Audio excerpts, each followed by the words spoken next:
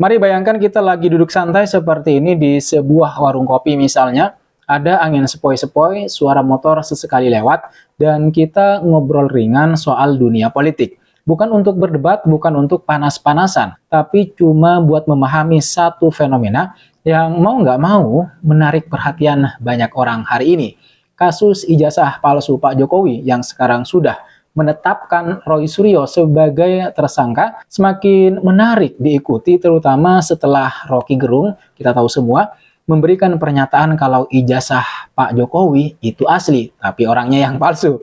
Bahkan Roky Gerung juga menyalahkan Roy Suryo karena bertanya soal ijazah aslinya. Apa yang disampaikan oleh Roky Gerung ini menurut saya membuat kasus ijazah palsu ini semakin menggelinding liar. Dan berkali-kali saya bilang ini sudah bukan tentang ijazah palsu lagi, tapi tentang sesuatu yang lain. Sesuatu apakah itu? Silahkan kalian simak video ini sampai selesai. Pernyataan Roky Gerung soal ijazah Pak Jokowi asli, tapi orangnya yang palsu, menurut saya bukan celoteh biasa yang akhirnya dengan cepat menjadi viral. Mungkin di antara kalian ada yang ngakak gitu ya, ada yang marah juga, ada yang bingung sebenarnya maksudnya apa. Dan mungkin ada juga yang mikir ini Roky lagi ngelawak, apa lagi ngegas.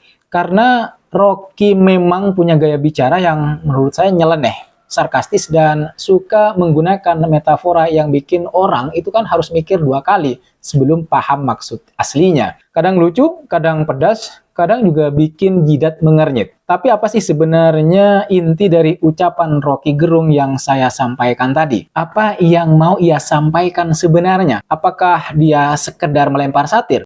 Atau ada pesan politik yang lebih dalam? Atau jangan-jangan ini bagian dari drama yang lebih besar? Nah, mari kita bedah pelan-pelan.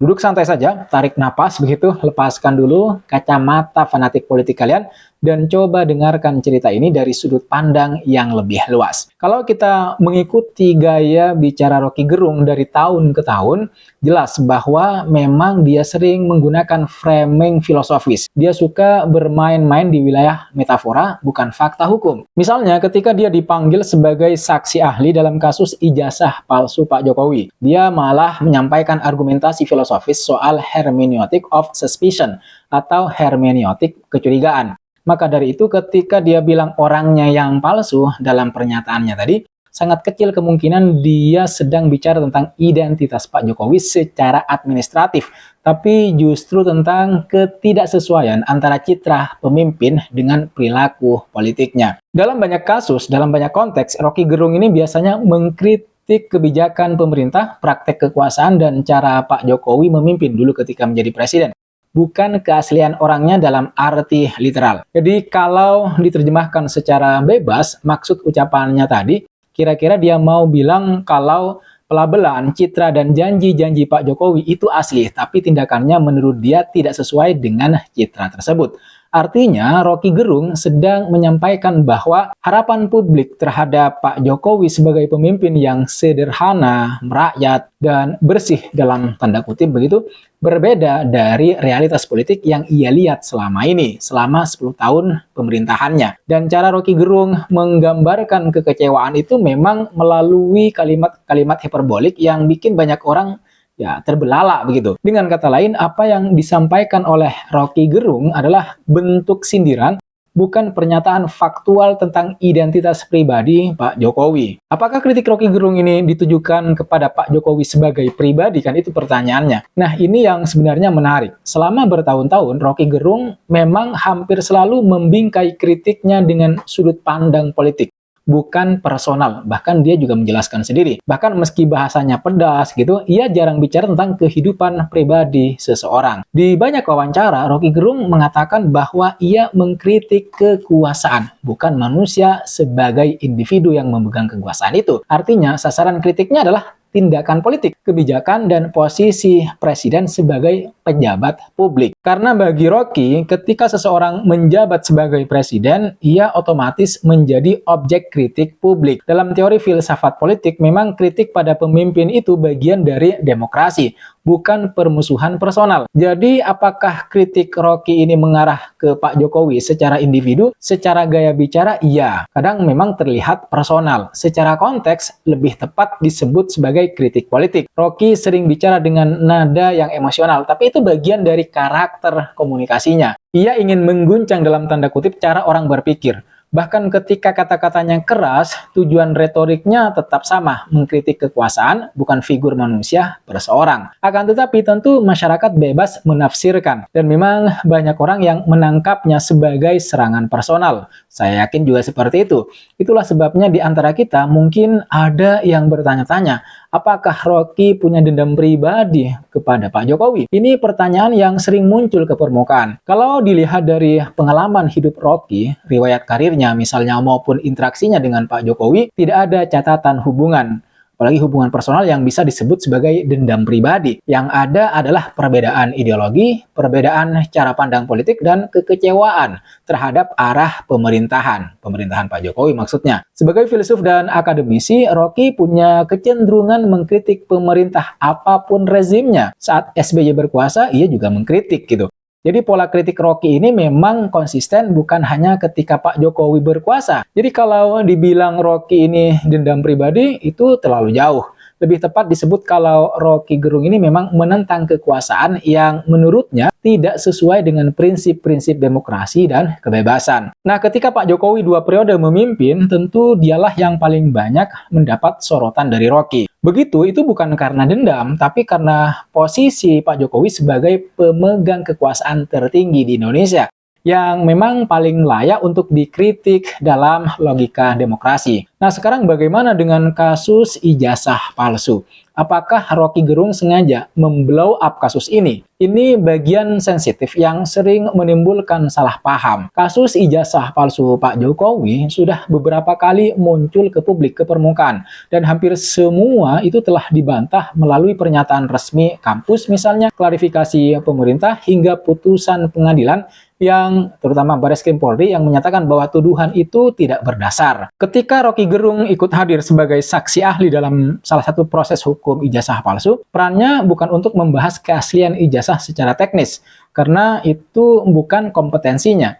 Ia hadir sebagai ahli filsafat politik, bukan ahli dokumen atau forensik. Jadi ketika Rocky Gerung memberi komentar di luar persidangan, pernyataannya itu bersifat opini politik, bukan kesaksian faktual terkait bukti-bukti hukum. Nah, apakah Rocky Gerung sengaja memanfaatkan kasus ijazah untuk menyerang Pak Jokowi? Jawabannya bisa dilihat dari dua sisi. Pertama, sisi kritikus. Rocky Gerung ini kan sering menggunakan kasus yang sedang ramai untuk menyoroti isu moral, etika, dan integritas orang pemimpin. Jadi mungkin ia merasa ini adalah momen yang pas untuk menilai kualitas kepemimpinan, bukan ijazahnya. Kemudian yang kedua, dari sisi publik. Saya merasa Rocky ini memperbesar isu ini menjadi bola liar. Selama ini kasus ijazah palsu sudah menjadi bola liar. Dan pernyataan Rocky itu menurut saya membuat kasus ini semakin lebih liar. Tapi memang Rocky tetap saja hanya memberikan opini satir yang kemudian menjadi viral di masyarakat. Jadi apakah ada pihak tertentu yang misalnya sengaja menjadikan Rocky sebagai pemantik? Tidak ada bukti. Tapi bahwa pernyataan Rocky bisa mempengaruhi opini publik, itu iya.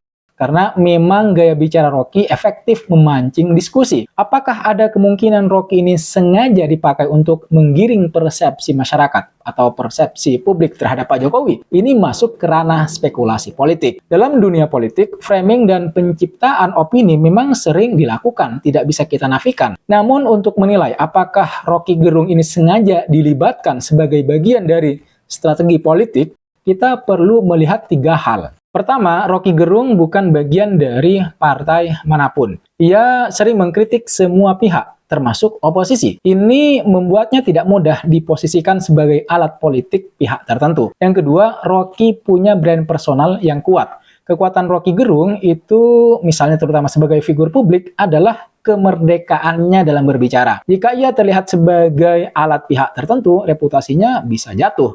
Jadi secara logika, kecil kemungkinan ia mau terikat dengan satu kepentingan politik. Yang ketiga, Rocky memang ahli memviralkan isu melalui retorika. Inilah yang membuat orang merasa kalau Rocky ini seperti alat.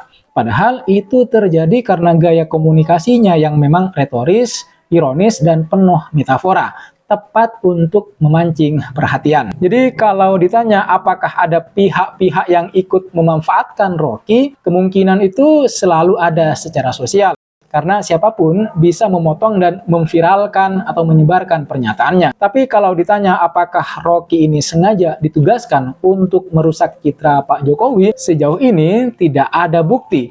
Yang ada hanya opini dan persepsi publik. Lalu apa sebenarnya pesan inti dari Rocky Gerung lewat kalimat kontroversialnya tadi? Kalimat ijazah asli orangnya yang palsu itu kan sebenarnya lebih ke kritik simbolik. Maksudnya kira-kira begini, Pak Jokowi ini punya legitimasi formal, yaitu ijazah jabatan institusi. Dulu maksudnya waktu masih menjadi presiden. Tapi menurut Rocky, tindakan politiknya tidak mencerminkan harapan masyarakat. Jadi Rocky merasa keaslian simbolik itu kan tidak sejalan dengan perilaku. Ini sama seperti seseorang yang bilang orangnya baik tapi sikapnya tidak baik.